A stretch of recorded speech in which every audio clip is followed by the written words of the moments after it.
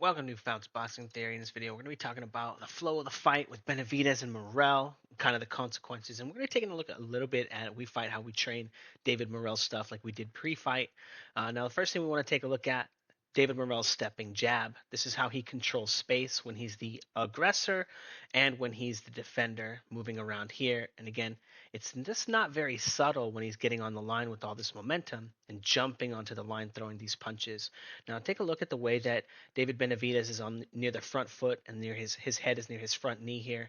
And then as soon as an attack is made at him, again, he's leaning toward the front foot. He starts peeling away and shifting his weight to his back foot.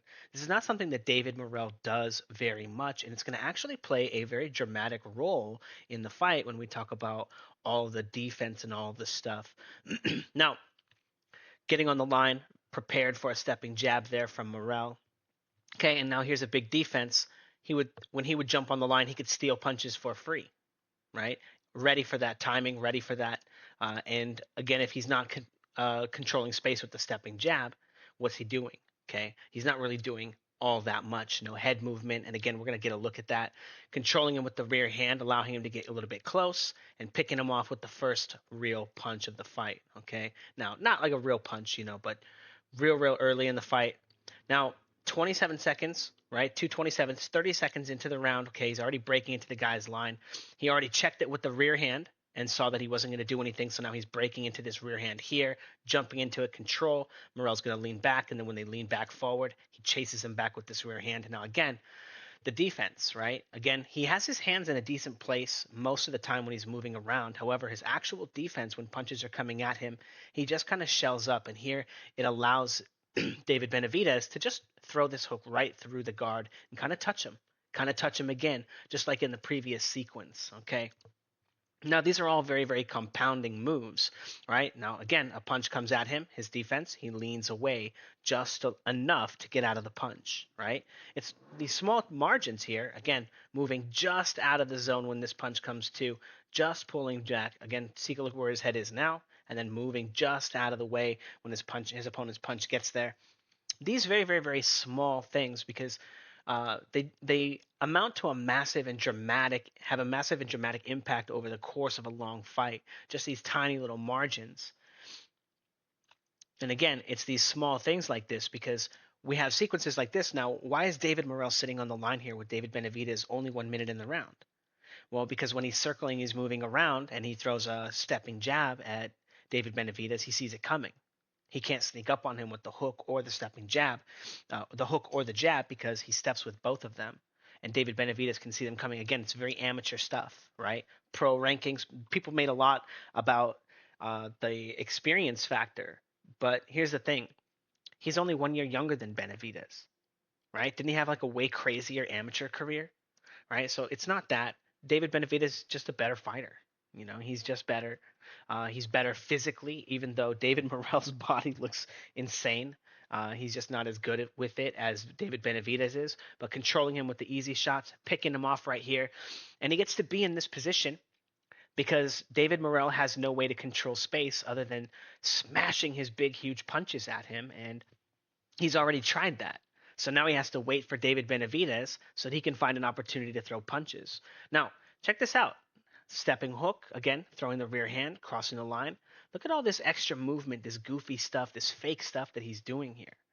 And again, it doesn't really work against a guy who can actually strike, a guy who actually has punching power. If you guys want to learn all that stuff, check out the Fouts Boxing Academy. It's $20 to sign up. If you get a 1 year membership, which I encourage you to do, it's only $13 a month. The full fight film study of this fight is going to be on the Discord, and it's going to be on the Patreon. You'll get access to the Discord if you join the Fouts Boxing Academy, which also has coaching available. Okay, I'm going to teach you how to not to make all these mistakes that these guys are making, including the ones we're going to see David Morrell do when he's on the mitts and stuff with his coach. Now, another very, very key aspect of this is that David Morrell's slow. Individually, his hands are fast, but when he chains things together, it's very, very easy for David Benavidez to see coming. He's not able to sneak up on him in any way, shape, or form. Again, look at his little head movement here a little bit, right? Rolling. His guard staying in the same position. He's not really changing positions. He's crossing the line, but there's just so many technical things that are going wrong here. And then the only thing that he has available to him is, again, breaking and stepping into his jab here. both getting picked off, both taking a lot of energy. Take a look at David Morrell play with his gloves here, right? Why does he need to do that? Because he missed. No, he didn't even throw that hand, I know. But again, not able to sneak up on Benavidez, using all that energy, and for what? Not scoring. He didn't even really keep Benavidez off of him for very long. Okay, and again, Benavidez can just walk onto his line, throw a punch right in his face, and again, Morrell doesn't really react. He has his guard in a particular position most of the time. He's not really moving his head. Blah blah blah blah blah. Gets hit here and gets hit here. A liver shot as well. Again, David Benavidez able to follow up and throw actual combinations with combination speed. And again, Morrell throwing kind of like one punch, full weight transition punches. Doesn't really understand combination punching. Again, it works against 90% of the people because most people are karate based fighters and don't have any kind of active guard or any of that kind of stuff. Um, but at the highest level, there's going to be a lot of very, very slim margins, right? Now, again, this is David Morrell's best opportunity here is taking advantage of David Benavidez's biggest flaw is that he often will lunge and throw himself into these crazy fast, hard punches, and just go nuts. And then he has to reset and get replanted. And there's a beat there that David Morrell spent a lot of time in the fight really trying to exploit. And oftentimes being the only real source of offense that he would have. But David Benavidez, on average, was just a little bit too quick, just a little bit too snappy. Again, too much of the stuff at the pace and the rhythm that David Morrell could force Benavidez to react at was just too slow. He couldn't get planted quick enough. Again, throwing this shot, blocked, standing right in front of him, miss, easy. Miss again, kind of gets him, I guess, on the body. I'm not sure about that shot, not a good camera angle, but he's really not getting a lot of value for the amount of energy that he's spending in the biggest fight of his career. Again, now when we talk about this is very important because David Benavidez is walking him down. He's coming. He's the monster. He's in the middle of his pendulum walk. He's on his back foot, going to his front foot. David Morrell is using a stepping jab to attack an aggressive fighter. Right? He's getting closer. Right? Which means eventually he's going to get countered when he does that. Boop. Stepping. Boop. Again, all this stuff very, very easily picked off by David Benavidez. A little bit of fancy head work rolling right there, and David Benavidez picking him off. Again, for some reason, when he changes positions here and he does all this fancy stuff and this goofy stuff, he's not punching when he does this. This is something that I talked about in the pre-fight stuff as well. Sometimes he does, sometimes he doesn't. But he'll do goofy rolls like this that wind up just putting him in position against, again, a real striker, right? They're going to catch him. But as we can see, as the round goes on, David Morrell abandons his stepping jabs and his stepping hooks, and Benavidez makes it look easy just walking onto his line and pounding him in the body, interacting with the bad counter because, again, David Morrell is really slow. And then, again, just able to continue putting the pressure on him. Almost no break for David Morrell. And, again, like I talked about earlier, David Morrell doesn't really transition his weight to his back foot very well. So as soon as he gets off the line, he's forced back into his boxing stance, right? I'm the first coach in history to be teaching positional boxing, a front foot position and a back foot position, separate and dichotomously taught to teach you all the moves. Again, if you guys want to learn how all this stuff works, check out the Fouts Boxing Academy. I'm also the first coach in history to be able to teach exactly how power punching works. I can teach you no matter who you are, no matter how hard you hit, even if you don't hit hard at all, take the challenge. Join the Discord. Watch your power increase. Do it with the intention of trying to make a fool of me, and I will make you a hard puncher and rub it in your own face that I made you great. But check it out, okay? It's no joke. I can teach anyone how punching power works. I can improve the punching power of any person on the planet. I can improve Tank Davis's punching power, Ryan Garcia's punching power, okay? These guys don't know what kind of mistakes they're making, okay? But I can help you not make them. I can turn you into the striker, if you're going to work. Blah, blah, blah, blah, blah. Okay, let's get back to the thing, okay? Piecing them up, throwing a combination. And again, there's just no space there if another combination. And again, if he's not throwing these big lunging punches, right, or defending himself with stepping jabs, right, he's just sitting on the line. the block removal technique here, just pulling his guard down and ripping that shot in there. Does it a couple of times in a row. Honestly, after he caught him with a few of these shots, I was very surprised that he didn't actually just straight up knock him out. Now, again, throwing this shot here. Again, when we take a look at the actual individual speed of what David Morrell is doing, he's not actually very fast, right? There's all this time there. He gets hit and countered there, misses his counter because he's slow. Miss, miss, miss, you know. And David Benavidez does not have good defense. You know what David Benavidez most appropriately has right here is goddamn common sense. Right? He hasn't been spending so much time in a boxing gym that he was brainwashed by the culture. No, the punch is coming. You're a fool. It's unsportsmanlike to dodge out of the way. It's like it's ridiculous. Like, oh, stay in your guard. Don't sacrifice your position. Stay in punching position. The guy's throwing a punch at you. Are you punching right now? No, you're defending yourself. The rules are different. I think he gets him with a good hook right there. But most of the fight wound up being Benavidez putting the pressure, Morrell completely abandoning his jab, allowing Benavidez to get here. Now he's going to throw a straight punch right here. Smack him right there again. Very, very, very poor defense from Morrell. He just doesn't know how to react or shift his weight around. And because of the fact that he doesn't know how to shift his weight around, he's going to try this little pendulum step trap here, where he's going to be penduluming around, bouncing a little gazelle here, boom, and then he breaks into a stepping punch, boom, boom. Again, both of these shots are essentially being picked off by David Benavidez. Now, this one is wrapping around the guard a little bit, right? But he sees that shot coming, and then he's tightening his guard here. Not great defense.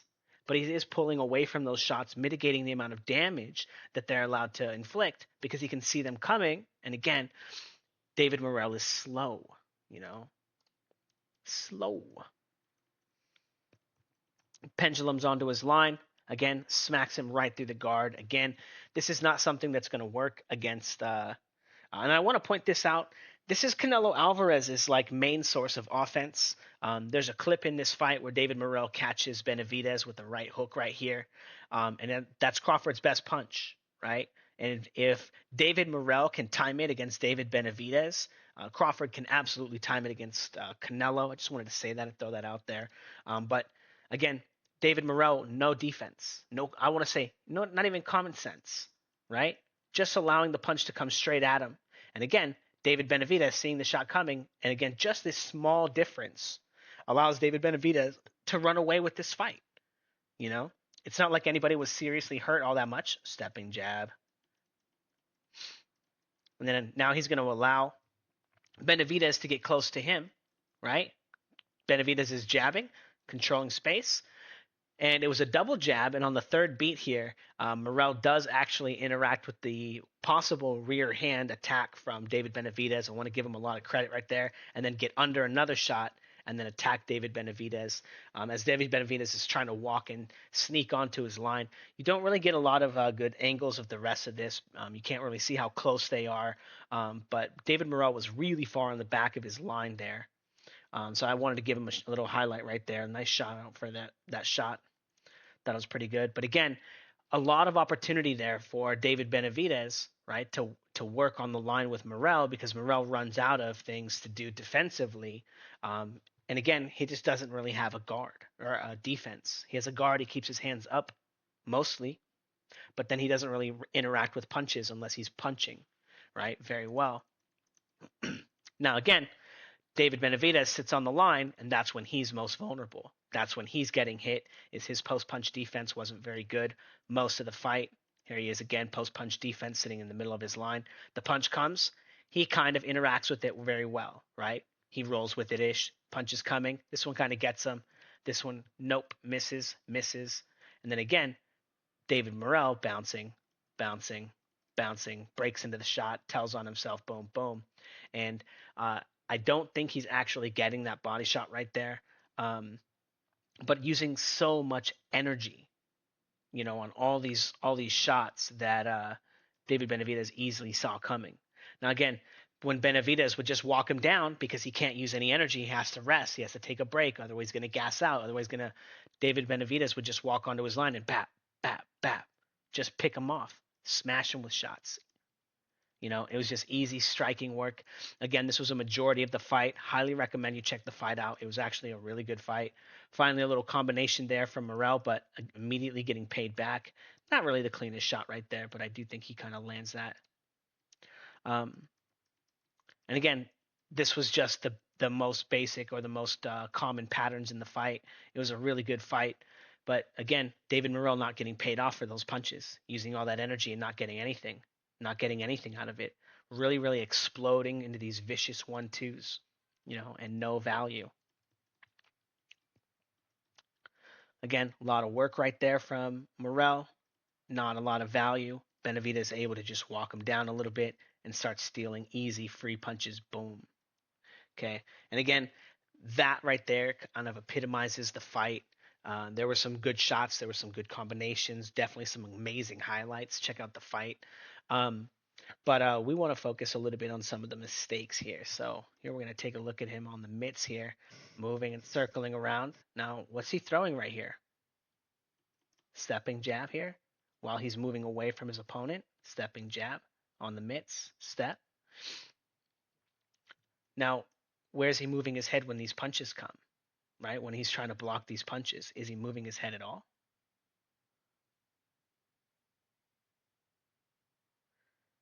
Right? There's no real defense here when some of these things are coming, right? See how his guard is up and he just has his head sitting in the middle of the line and the thing comes, right?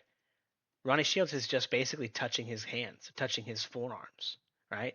Now, you're going to either choose the body or choose the head, right? You're not going to be able to block both here. But again, see how Ronnie Shields is putting pressure on him and he's stepping with his jabs, even though he's the one that's on defense. Again, this is a very, very, very big flaw. 1-1-2-3 there. But I just wanted to highlight these a little bit of these poor defensive patterns. Again, he's not really doing anything with his guard when these punches coming. He's not really interacting with them like they're a punch. He's interacting with them like they're a noodle, right?